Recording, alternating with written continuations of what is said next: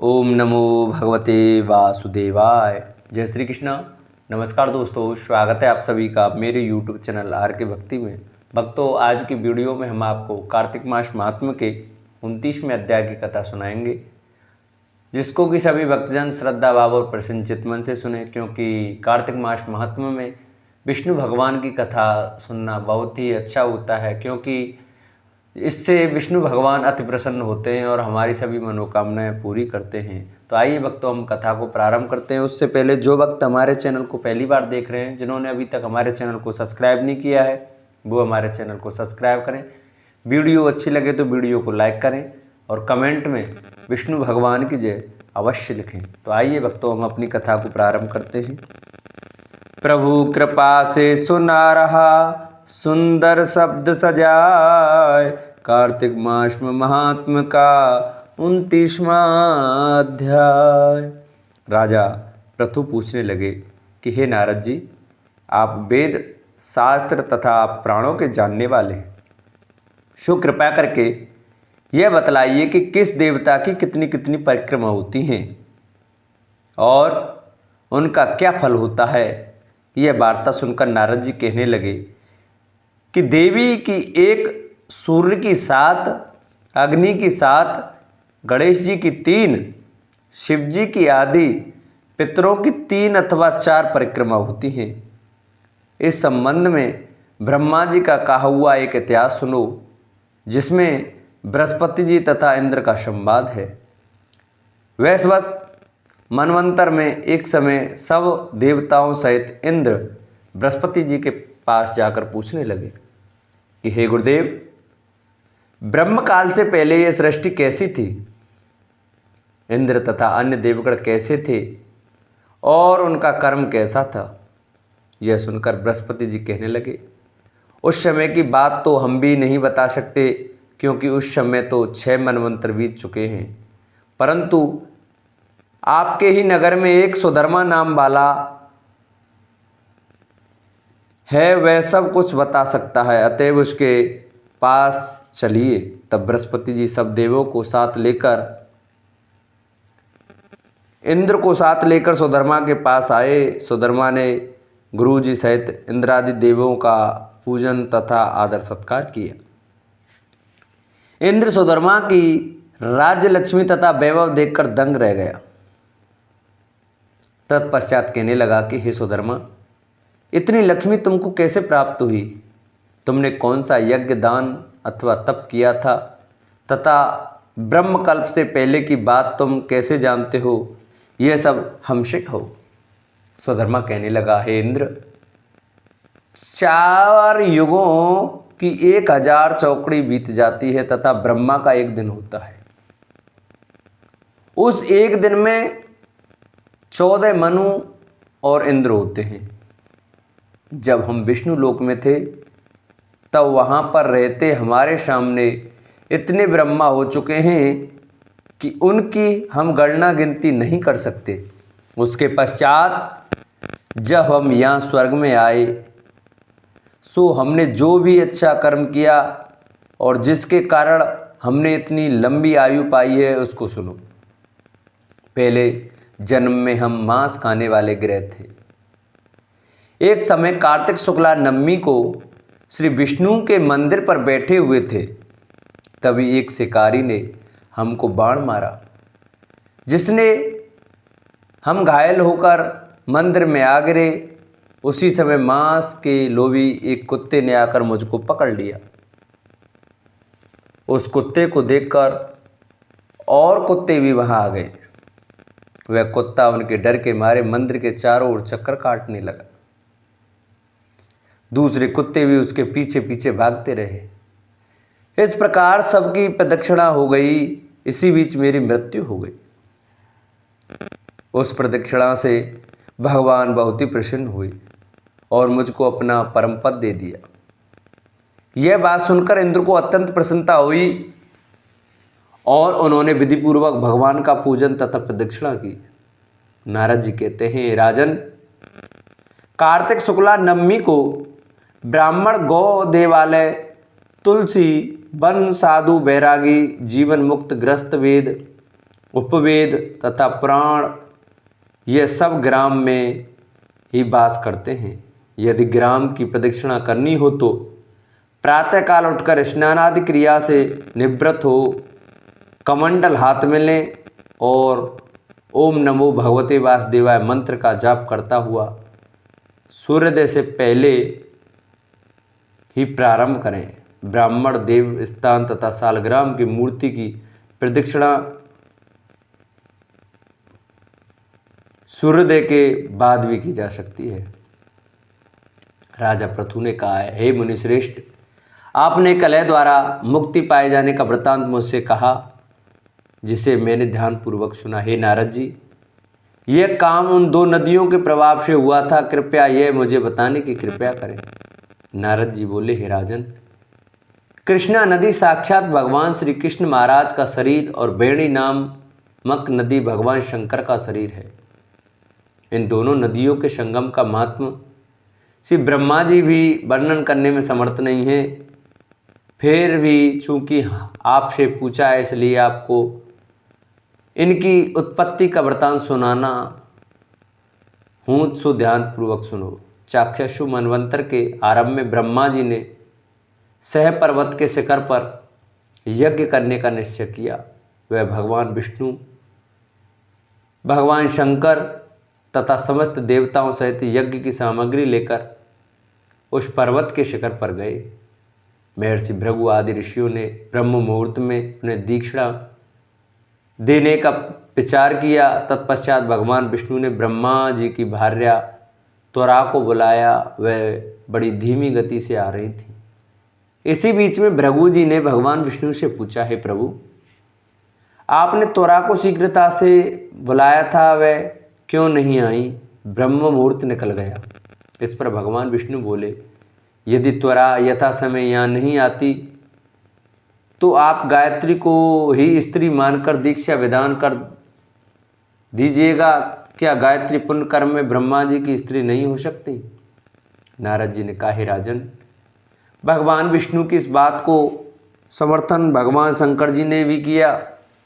यह बात सुनकर भृगु जी ने गायत्री जी को ही ब्रह्मा जी के दाईं ओर बिठाकर दीक्षा विधान आरंभ कर दिया, जिससे समय ऋषि मंडल गायत्री को दीक्षा देने लगा। उसी समय त्वरा भी यज्ञ मंडल में आ पहुंची। ब्रह्मा जी की दाईं ओर गायत्री को बैठा देखकर ईर्ष्या से कुपित होकर त्वरा बोली, जहाँ अपूज्यों की पूजा और पूज्यों की प्रतिष्ठा होती है, वहाँ पर ध्रुवृक्ष, मृत्यु तथा भय तीनों अवश्य हुआ करते हैं। यह गायत्री ब्रह्मा जी की दाईं ओर मेरे स्थान पर विराजमान हुई है, इसलिए अदृश्य बहने वाली नदी होगी। आप सभी देवताओं ने बिना विचारे इसे मेरे स्थान पर बिठाया, इसलिए आप सभी जड़ रूप नदियां होंगे। नारद जी राजा पृथु से बोले, हे राजन, इस प्रकार त्वरा के शाप को सुनकर गायत्री क्रोध से आग बबूला होकर अपने होठ चबाने लगी। देवताओं के मना करने पर भी उसने उठकर त्वरा को शाप दे दिया। गायत्री बोली, त्वरा, जिस प्रकार ब्रह्मा जी तुम्हारे पति हैं उसी प्रकार मेरे भी पति हैं। तुमने व्यर्थ ही शाप दे दिया, इसलिए तुम भी नदी हो जाओ।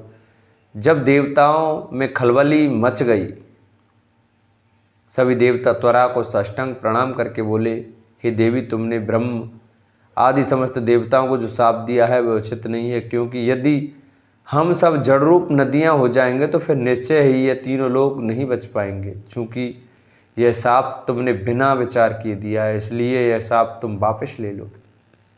त्वरा बोली, हे देवगण, आपके द्वारा यज्ञ के आरंभ में गणेश पूजन न किए जाने के कारण ही यह विघ्न उत्पन्न हुआ है। मेरा यह शाप कदापि खाली नहीं जा सकता, इसलिए आप सभी अपने अंगों से जड़ीभूत होकर अश्वमेघ नदियाँ बनोगे। हम दोनों सौतने भी अपने अपने वंशों पश्चिम में बहने वाली नदियाँ बनेंगी। नारद जी राजा पृथु से बोले, हे राजन, त्वरा के ये वचन सुनकर भगवान विष्णु, शंकर आदि सभी देवता अपने अपने अंशों से नदियाँ बन गए। भगवान विष्णु के अंश से कृष्णा, भगवान शंकर के अंश से वेणी तथा ब्रह्मा जी के अंश से ककुदमती नामक नदियां उत्पन्न हो गईं। समस्त देवताओं ने अपने अंशों को जड़ बनाकर वहीं सह पर्वत पर फेंक दिया। फिर उन लोगों के अंश पृथक पृथक नदियों के रूप में बहने लगे। देवताओं के अंशों से सहस्त्रों की संख्या में पश्चिम की ओर बहने वाली नदियां उत्पन्न हो गईं। गायत्री और त्वरा दोनों पश्चिम की ओर बहने वाली नदियां होकर एक साथ बहने लगीं। उन दोनों का नाम सावित्री पड़ा। ब्रह्मा जी ने यज्ञ स्थान पर भगवान विष्णु तथा भगवान शंकर की स्थापना की। दोनों देवता महाबल तथा अतिबल के नाम से प्रसिद्ध हुए। हे राजन, कृष्णा और वेणी नदी की उत्पत्ति का यह वर्णन जो भी मनुष्य सुनेगा या सुनाएगा, उसे नदियों के दर्शन और स्नान का फल प्राप्त होगा। वैशंपायन जी कहते हैं, जन्मेजय, जिसका पुण्य क्षीण हो गया हो, उस ग्रह के समान भूमि पर गिरे हुए पति को देखकर राजा कंस की पत्नियां उसके मृतक शरीर को सब ओर से घेर कर बैठे। जो कभी पृथ्वी के स्वामी और संरक्षक थे, वे ही पतिदेव आयु समाप्त होने पर भूमि में शैया पर सो रहे हैं। यह देख राजा कंस की रानियां उसके लिए उसी तरह शोक करने लगीं जैसे हरिणियां यूथपति हरिण के लिए शोक मग्न हो जाती हैं। वे विलाप करती हुई कहने लगीं, हाय महाबाहु, वीर आपको वीर व्रत प्रिय था। आपके मारे जाने पर हम सब वीर पत्नियां मारी गईं, हमारी आशाओं की हत्या हो गई। हमारे बंधु बांधव भी अनाथ होने के कारण मारे ही गए। रासरुमणे, आपकी मृत्यु संबंधिनी इस अंतिम अवस्था को देखती हुई हम सब आपकी पत्नियां अपने बांधवों सहित दीनतापूर्ण विलाप कर रही हैं। प्रभु, आप हमारे महाबली प्राणनाथ थे। आपके मारे जाने से हमारी तो जड़ कट गई। हाय, आपने हमें त्याग दिया। हा प्राणधार, हम मन में रति सत्संग की लालसा रखकर भी मानवावस्था में प्रणय कोप से युक्त हो, जब पृथ्वी पर लताओं की भांति लौटकर विपरीत चेष्टा करने लगती, उस समय आप हमें प्रेम पूर्वक मनाकर सैयाओं पर सुलाते थे।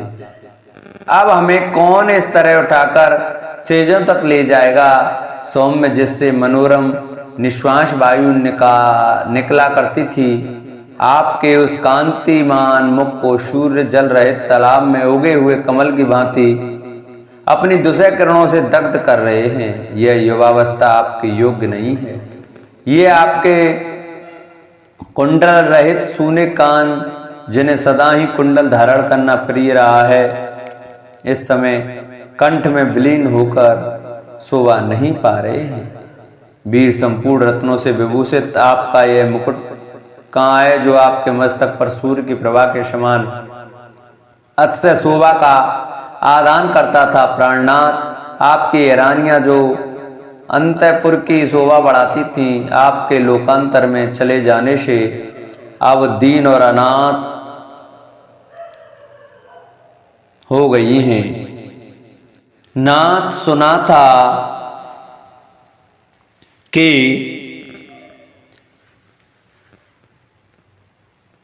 साध्वी स्त्रियां न तो प्रिय भोगों से कभी वंचित होती हैं और न उनके पति उनका परित्याग ही करते हैं, परंतु आप तो हमें छोड़कर चले जा रहे हैं। हाय, हम कैसे रहेंगे? अहो, काल महान बल से संपन्न है, जो अपनी उलटफेर क्रियाओं द्वारा शत्रुओं के लिए काल के समान आपको भी शीघ्रता पूर्वक यहाँ से लिए जा रहा है। नाथ, आपने हमें सदा सुखों में ही रखकर पाला पोसा और बड़ी क्रिया की है। हम दुख भोगने के योग्य नहीं हैं, किंतु आज आपसे बिछुड़कर विधवा होकर दयनीय दशा को पहुंच गई हैं। अब हम कैसे यहाँ रह सकेंगी? जिनके मन में सदाचार के पालन का लोभ हो, उन साध्वी स्त्रियों के लिए एकमात्र पति ही परम गति है, सबसे बड़ा सहारा है। किंतु महाबली काल ने हमारे उस सहारे को काट डाला। हम वैधव्य से अभिभूत हो गई हैं, हमारा मन शोक से संतप्त हो उठा है। हम विपत्ति के उस गहरे कुंड में डूब गई हैं, जहां केवल रोना ही रोना रह जाता है। अब हम आपके बिना कहाँ जाएंगी, हमारा समय आपके साथ ही बीता है। हमने आपके अंक में ही क्रीड़ाएं की हैं, किंतु एक ही क्षण में हम उस सौभाग्य से वंचित हो गए। सचमुच ही मनुष्यों की गति अनित्य है, क्षणभंगुर है। दूसरों को मान देने वाले महाराज, आपके निधन से हम सब की सब निर्बल हो गई। जान पड़ता है हम सब ने एक समान ही पाप किया था, जिससे सबको वैधव्य का चिन्ह धारण करना पड़ा। आपने हम मृत प्रिया रमणियों को स्वर्ग के समान सुख भोग देकर सदा हमारा लालन पालन किया था। हम सभी आपके प्रति कामासक्त रही हैं, फिर आप हमें छोड़कर कहाँ जा रहे हैं। देवोपम प्रभो, आप ही हम अनाथाओं के नाथ हैं। जगन्नाथ मानद कुररी के समान विलाप करने वाली अपनी इन स्त्रियों को कुछ उत्तर देने की कृपा करें। माँ बाप, जबकि आपके सभी बंधु मारे जा रहे हैं और स्त्रियां शोक से पीड़ित हैं, ऐसे अवसर पर आपका परलोक गमन हमें बड़ा दारुण प्रतीत होता है। प्रियतम वीर, निश्चय ही परलोक की सुंदरियां बड़ी ही कमनीय हैं, जिससे आप अपने घर की इन रानियों को छोड़कर उनके पास जाने के लिए प्रस्তুत हो गए। अधिक से अधिक सुख सुविधा प्रदान करने वाले महाराज, क्या कारण है जो अपनी इन पत्नियों के रोने और आर्तनाद करने पर भी आप मोहवश इनके दुख को समझ नहीं पाते, अथवा इस मोह निद्रा से जाग नहीं उठते हैं। और पुरुषों की यह परलौकिक यात्रा बड़ी ही निर्दय होती है, क्योंकि वे अपनी पत्नियों को छोड़कर उनकी कोई अपेक्षा न करते हुए चल देते हैं। स्त्रियों का बिना पति के ही रह जाना अच्छा, किंतु उनके लिए सूरवीर पति का होना अच्छा नहीं है, क्योंकि वे सूरवीर स्वर्ग लोक की सुंदरियों को प्रिय होते हैं और वे सुंदरियां भी उन सूरवीरों को प्रिय होती हैं। अहो, जिन्हें युद्ध ही प्रिय था, उन आपको अदृश्य भाव से शीघ्रता पूर्वक ले जाने वाले काल ने हम सबकी अंतरात्माओं पर एक साथ ही प्रहार किया है। वीरवर, आप युद्ध में जरासंध की सेना का विनाश करके यक्षों को भी हराकर इस भूतल पर एक मनुष्य मात्र के हाथ से किस तरह मारे डाले गए। इंद्र के साथ बाणों द्वारा युद्ध करके जो सम्रांगण में अमरों से भी पराजित न हो सके, वे भी आप एक मरण धर्मा मनुष्य के हाथ से कैसे मारे गए।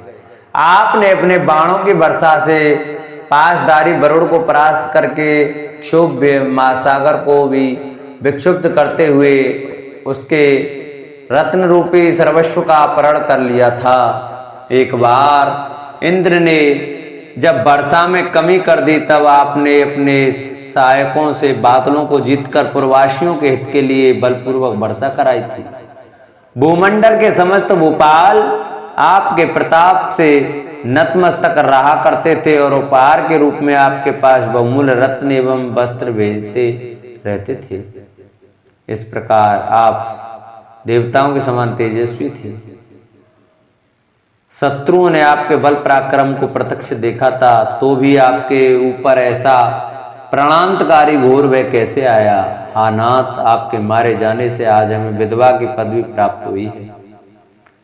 हम सदा प्रमाद से दूर रहते थे, परंतु मतवाले कृतांत ने हमको भी मिट्टी में मिला दिया। नाथ, यदि इस प्रकार आपको जाना ही था, अथवा यदि हमें भुलाई देना था, तो वाणी मात्र से भी मैं जा रहा हूं ऐसा कहकर विदा ले लेने में आपके लिए क्या परिश्रम था। प्राणनाथ, प्रसन्न होइए, हम भयभीत हैं। आपके चरणों में मस्तक रखकर प्रार्थना करती हैं। नरेश्वर, दूर देश में जाने और रहने से कोई लाभ नहीं। आप घर को लौट कर चलिए। वीर, हमें आश्चर्य है, आप तिनकों और धूलों से लौटकर कैसे सो रहे हैं। इस तरह पृथ्वी पर सोए हुए आपके शरीर को उद्वेग क्यों नहीं होता है। जैसे किसी पर सोते समय आघात किया जाए, उस प्रकार किसने हम लोगों को यह अप्रत्याशित, जिसकी हमें कोई आशा नहीं थी, ऐसा घोर दंड दिया है। किस निष्ठुर ने हम सब नारियों पर इस तरह अत्यंत दारुण प्रहार किया है। अहो विधवा नारी, जब तक जीवित रहती हैं उसे विलाप ही करना पड़ता है। उसका अंतःकरण रोता रहता है, हमें तो पति के साथ ही चलना है। ऐसे अवसर पर रो क्यों रही हैं? इसी बीच में कंस की दुखिया माता कांपती हुई वहां आई और कहा, हे मेरा बच्चा, कहाँ है मेरा बेटा? ऐसा कहकर जोर जोर से रोने लगी। उसने अपने मरे हुए पुत्र को देखा। वह कांतिहीन चंद्रमा के समान प्रतीत होता था। उसकी ऐसी दशा देखकर माता का हृदय विदीर्ण हो गया। उसे बार बार चक्कर आने लगे। वह पुत्र के मुख की ओर देखती हुई चीखने लगी, हाय मैं मारी गई। पुत्र वधुओं के आर्तनाद के साथ रोने बिलखने लगी। पुत्र के जीवन की इच्छा रखने वाली राजमाता उसके दीन मुख को अपनी गोद में रखकर आर्तवाणी में हा पुत्र कहकर करुणाजनक विलाप करने लगी। बेटा, तुम तो वीर व्रत में तत्पर रहते थे और अपने बंधु बांधवों का आनंद बढ़ाते थे। वत्स, तुमने क्यों इतनी जल्दी यहाँ से प्रस्थान किया है? पुत्र, तुम बिना किसी नियम नियंत्रण के इस तरह अत्यंत खुले हुए स्थानों में क्यों सो रहे हो? वत्स, तुम्हारे जैसे शुभ लक्षण संपन्न नरेश इस तरह भूमि पर नहीं सोते हैं। तीनों लोकों में जो बल में सबसे बड़ा चढ़ा था, उस रावण ने प्राचीन काल में राक्षसों के समुदाय में इस सत्पुरुष द्वारा सम्मानित श्लोक का गान किया था। मैं इस प्रकार बल और पराक्रम में बड़ा हुआ हूँ तथा देवताओं का वध करने में समर्थ हूँ, तो भी मुझे अपने ही भाई बंधुओं से घोर एवं अनिवार्य भय प्राप्त होगा। उसी प्रकार मेरा बुद्धिमान पुत्र अपने सजाती बंधुओं पर लुभाया रहता था, तो भी इसे भाई बंधुओं से ही यह देश विनाशक महान भय प्राप्त हुआ है। वह अपने पति बूढ़े राजा उग्रसेन से जो उस समय अचेत से हो रहे थे, बछड़े से बिछड़ी हुई हरणी के समान रोती हुई बोली, शुद्ध अंतकरण वाले महाराज, आइए आइए, अपने पुत्र राजा कंस को देखिए, जो वज्र के मारे हुए पर्वत की भांति वीर सैया पर सो रहा है। महाराज, अब हम लोग इसके लिए मृत्यु कालोचित कर्म करें, क्योंकि यह यमलोक में जाकर प्रेत तत्व को प्राप्त हुआ है। राज्य का भोग तो वीर पुरुष भी करते हैं, हम लोग तो अब पराजित हो गए हैं। अतः जाइए, श्री कृष्ण को यह सूचित कीजिए कि कंस के अंत्येष्टि संस्कार की व्यवस्था होनी चाहिए। शत्रु के मरने तक ही बैर रहता है, उसके शांत हो जाने पर अब बैर की भी शांति हो जाएगी। इसके प्रति कार्य तो करने चाहिए। मरा हुआ क्या अपराध करता है? अपने पति भोजराज से ऐसा कहकर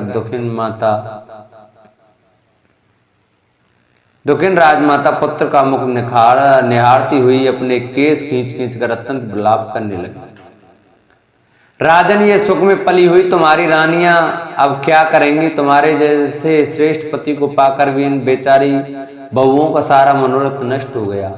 ये तुम्हारे बूढ़े पिता अब श्री कृष्ण के अधीन हो गए। सूखते हुए पोखर के जल की भांति अब मैं इन्हें परतंत्र दशा में कैसे देख सकूंगी? बेटा, मैं तुम्हारी जननी हूं,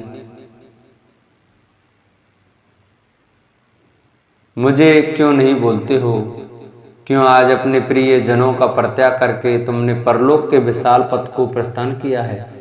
अहो वीर, तुम नीत कुशल नरेश थे, मेरी संपत्ति थे, किंतु सदा समीप रहने वाले काल आज तुम्हें मुझ वागिनी की गोद से छीन कर लिए जा रहा है। कितने ही कुलों परिवारों के समुदाय का पालन करने वाले भी मेरे वीर पुत्र तुमने जिन्हें दान और मान से अनुग्रहित कर रखा था, जो तुम्हारे उन गुणों से अत्यंत संतुष्ट थे, वे ये तुम्हारे भृत्यों के कुलों के लोग आज तुम्हारे लिए रो रहे हैं। नरश्रेष्ठ उठो, महाबली वीर, इन दीन दुखी लोगों की और समस्त नगर की अंतःपुर के समान ही रक्षा करो।